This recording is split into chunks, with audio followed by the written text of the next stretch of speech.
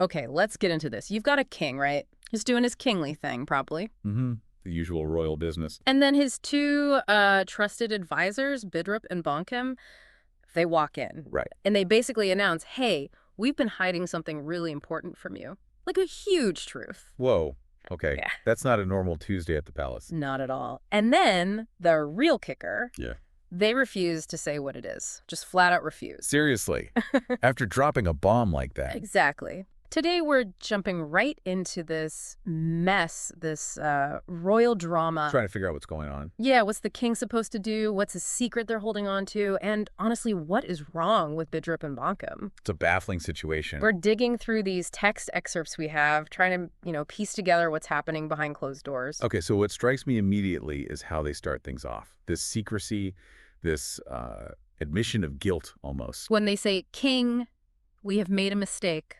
Right? Rajamasha Amadurbul Hoy Geche. And then they ask for a Hoy safety assurance before they even explain. That tells you something right there. It absolutely does. Yeah. It shows they know this is big. They know the king won't be happy. They're trying to manage the situation from the get-go. It feels calculated, like they're setting the stage. It does. This isn't just, oops, forgot to mention. Definitely not. And then Bidrup, he sort of draws it out. There's this pause before he drops the P word. Prophecy. The prophecy. Always a classic. He says, Amra ektasatya apnar katsteke lukike hilam. We hid a truth from you. It's so dramatic. Is the drama part of the plan, maybe? Could be. Then we finally hear it. This ghost apparently warned them. Warn them about what? That if a specific bird, a shemasa, a Moyna bird, comes back, it's bad news. How bad? Like curse level bad, failed harvests, famine everywhere. Oh, wow. Real disaster stuff. And global shame for the king himself. Total collapse, basically. So the ghost didn't pull any punches. Why those specific things, do you think? Famine, disgrace. Good question. What do you make of that? Well, famine. That's a core fear, isn't it? For any ruler, any kingdom. It hits everyone. Survival. True. Primal fear. And adding global disgrace. Mm-hmm. That hits the king personally. His reputation, his power on a bigger stage. Right. It's not just local trouble. Exactly.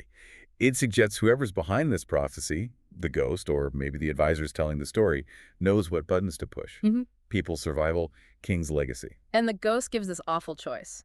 Save the bird or save the kingdom. One life versus everyone. Brutal. Puts the king in an impossible spot. Or it seems to. Seems to. And apparently the whole court just went silent after hearing that. You can imagine. Yeah. Pin drop moment. But here's where it gets really weird. Bidrup and Bonkem admit, yeah, we knew this. He knew and didn't say anything. Correct. And Bonkem gives their reason. The king has to survive. That's the top priority. Okay, explain that logic. He says, Rajathalkal Shab Fire Yabi. If the king remains, everything else can be recovered. The kingdom, the wealth, the people. Right. Rajir Sampad, Rajir Procha. It's a very pragmatic argument, I suppose. Protect the head, the body will follow. Utilitarian, yeah. But does it sound logic? I mean, are there flaws there? Well, yeah, I think so. It assumes the king surviving automatically fixes everything. Which might not be true. Right. And what about the damage caused by them keeping the secret? That itself could destabilize things, undermine the king. Good point. They're also deciding for the king, taking away his choice, his agency. They've judged the situation and acted without his input. Big risk. Which makes the next bit even stranger. The king, he actually asks, is there another way? Can we save both? He's looking for a way out of the dilemma. Understandable. And Bidrup says, Woods. The ghost hinted, there is another way. Hope. Okay, so what is it? Ah, that's the problem. They won't say. They admit there's another way, but won't reveal? Exactly. Bonkem just shuts it down. We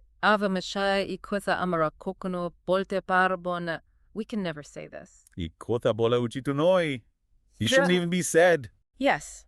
After getting a boy, getting safety, why dangle a solution and then snatch it away? That is incredibly suspicious. Yeah. It's just revealing that secret is somehow even riskier for them. Riskier than the prophecy itself. How? Maybe. Maybe it implicates someone powerful. Maybe it challenges the king more directly. Or maybe it implicates them. Ooh, interesting. So this other way could be the real danger to them personally. It's possible. Their silence could be self-preservation disguised as something else. Protection, maybe. Or manipulation, The king is, furious, understandably. I bet. He starts wondering if the secret, the other way, is tied to some curse about the Moyna itself. Like the act of saving the bird triggers something awful. Maybe. He dismisses them, but his mind is just racing all night long. Absolutely churning. Kiamon Kotha, what is this thing they won't say? Ami alpoitilam tarporatala mukol nakino. I gave them safety, why won't they talk? The trust must be gone. Completely eroded. It's defiance, really. Have we seen this kind of thing before? Advisors just stonewalling their ruler? Does history offer any parallels here? Oh, definitely. Advisors keeping secrets. It often precedes big trouble. Rebellions, plots, you name it. Why do they do it? Fear. Thinking they know best. Could be fear of the king's anger, could be arrogance, could be, well, something more sinister. A power play. Like a Machiavellian thing. Sometimes, yes. Yeah. But whatever the reason, it breeds suspicion, instability. Their silence, despite the abhor, it really signals a breakdown in how things are supposed to work. And then we get a glimpse of them talking privately, Bidrup and Bunkum. Behind the scenes, what do they say? Bunkum's worried. He thinks their plan, whatever it is, has failed. Okay, so he's got doubts. But Bidrup, he's cool as a cucumber, says, "Na dekis, balo kichuek da hobe."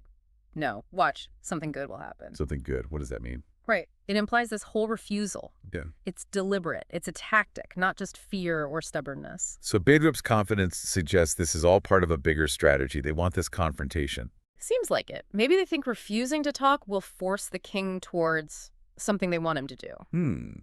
Steering him without telling him the whole story. Using silence as a weapon. It's quite the chess game. Yeah. Then morning comes. Confrontation round 2. The king calls them back in. Yep. And he raises the stakes.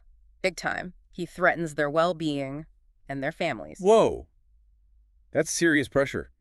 Nuclear option, almost. You'd think that would break them, but no. Still silent. Unbelievable. They're willing to risk their families? Apparently. And Bidrup doubles down. He says they'd be proud to die by the king's hand. Proud.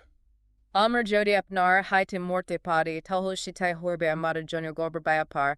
Dying by your hand would be a matter of pride. Okay, that's next level. Is it bravado? Or are they trying to make themselves martyrs? What purpose could that possibly serve? It feels so calculated. It's the ultimate power move, in a way. It says, this secret is bigger than our lives, bigger than our families. It forces the king to think, what could possibly be that important? Exactly. It escalates everything. Makes the secret seem monumental. Maybe they hope the king will back down or see their wisdom eventually. Or maybe it's just pure defiance, meant to confuse him. Could be.